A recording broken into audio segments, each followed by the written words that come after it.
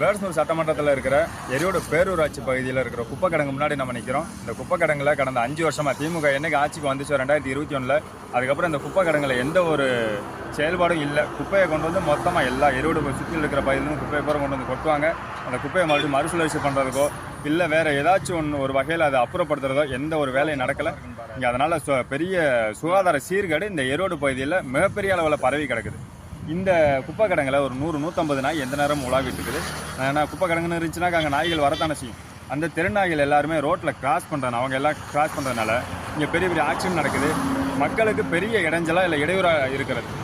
இந்த ஆபத்துகளை யாரும் கண்டுக்கலை, காணலை. வர 2026 இப்போ இன்னும் ஒரு 10 நாளில் நம்ம வாக்களிக்க இருக்கிறோம். இந்த வாக்கை அதிமுக ஆட்சிக்கு வரணும்னு சொல்லி எல்லாரும் வேண்டி என்ன பண்ணேன்னா ரெட்டலை சின்னத்தில் உங்களோட வாக்கை செலுத்துங்க. நம்ம டாக்டர் பரமசிவம் அவர்கள் நல்ல மனுஷன்.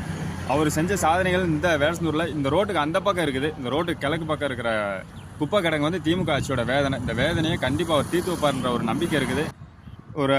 அவர் எம்எல்ஏ ஆகி அங்கிட்ட ஒரு 3 மாதம் இல்லை ஒரு 4 மாதத்தில் குறைஞ்சபட்சம் இதுக்கான தீர்வு இந்த எரியோடு பகுதி மக்களுக்கு கிடைக்கும். இந்த எரியோடு பகுதி மக்களும் சரி, இல்லை வேடசனூர் சட்டமன்ற மக்களும் சரி, இல்லை இதே போல் இருக்கிற தமிழ்நாடு முழுக்க நம்ம அதிமுக தலைமையிலான தேசிய ஜனநாயக கூட்டணிக்கு ரெட்டலை சின்னத்தில், தாமரை சின்னத்தில், குக்கர் சின்னத்தில் நம்ம வாக்களிப்போம். மாம்பழ சின்னத்தில் நம்ம வாக்களிப்போம். தயவு செய்து மக்கள் அனைவரும் இந்த தேர்தலில் உங்களோட விழிப்புணர்வை வெளிப்படையாக காமிங்க. ரொம்ப நன்றி.